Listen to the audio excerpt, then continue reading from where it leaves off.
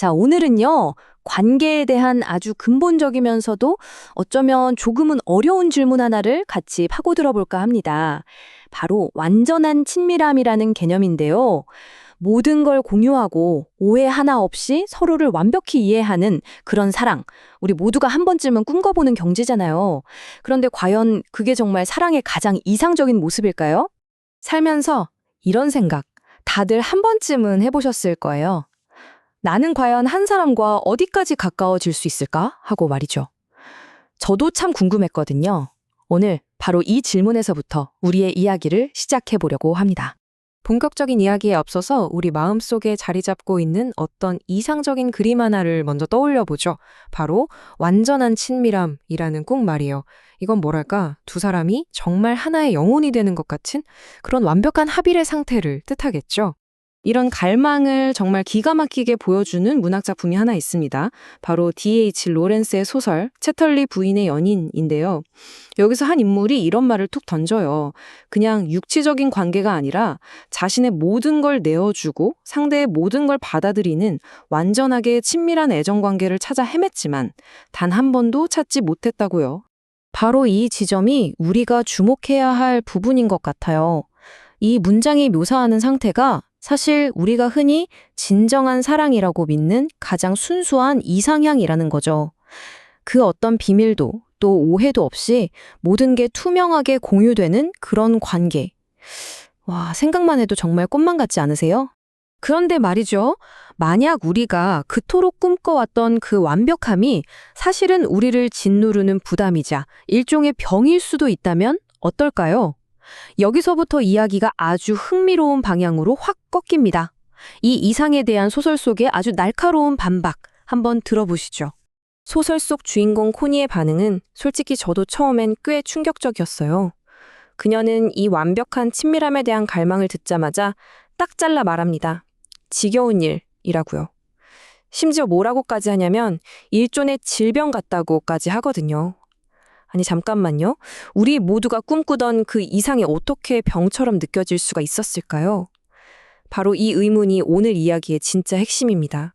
바로 이 지점에서 우리는 하나의 거대한 모순과 딱 마주하게 되는 거죠. 이상 속에서 사랑은 깊고 순수한 연결이지만 현실에서 그걸 추구하는 과정은 지겹고 병적이며 자의식의 과잉이 될 수 있다는 거예요. 사랑에 대한 이 두 가지 시선이 이렇게나 극명하게 부딪히고 있는 겁니다. 도대체 왜 이런 모순이 존재하는 걸까요? 인간이라는 존재는 왜 그토록 완전한 하나됨을 갈망하면서도 동시에 그것에 질식할 것 같은 답답함을 느끼는 걸까요? 이 질문에 답하기 위해서 이제 우리 마음속을 조금 더 깊숙이 들여다볼 필요가 있겠습니다. 그 해답의 실마리는 어쩌면 우리 모두의 내면에 있는 두 가지의 근본적인 욕구에서 찾을 수 있을지도 모릅니다. 바로 연결되고 싶다는 욕구와 또 동시에 독립을 지키고 싶다는 욕구. 바로 이 두 가지죠. 한번 생각해 보세요. 우리 모두 그렇잖아요? 한편으로는 지독한 외로움에서 벗어나서 누군가에게 깊이 이해받고 싶어 하죠.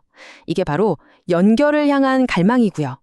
근데 바로 그 순간에도 우리는 자신만의 고요한 세계를 지키면서 온전한 나로 남고 싶어 합니다. 이건 독립에 대한 본능이죠. 이 두 개의 거대한 힘이 우리 안에서 끊임없이 줄다리기를 하고 있는 셈이에요. 아까 소설 속 코니가 말했던 자의식의 과잉이라는 말이 이제 조금 더 와닿는 것 같지 않으세요?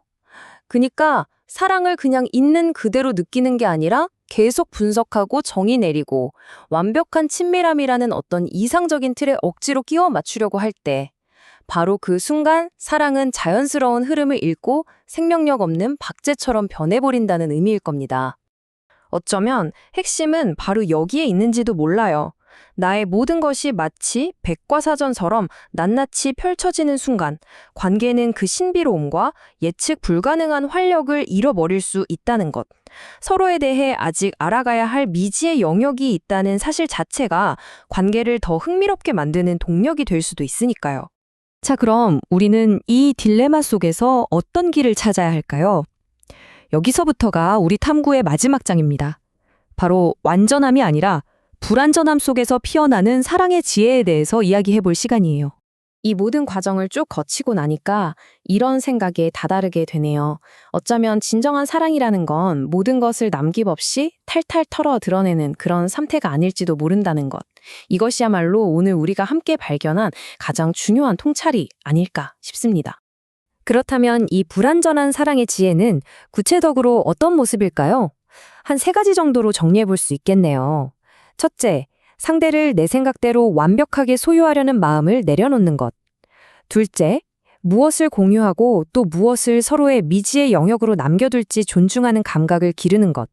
그리고 마지막으로 사랑이 도달해야 할 완벽한 상태가 아니라 영원히 계속되는 과정이라는 걸 온전히 받아들이는 거죠. 맞아요. 결국 사랑은 목적지가 아니라 여정인 셈이죠. 끊임없이 변하고 흐르는 강물처럼 말이에요. 완전히 하나가 되고 싶은 마음과 또 나 자신으로 남고 싶은 마음, 그 사이의 건강한 긴장감 속에서 오히려 더 단단해지는 것.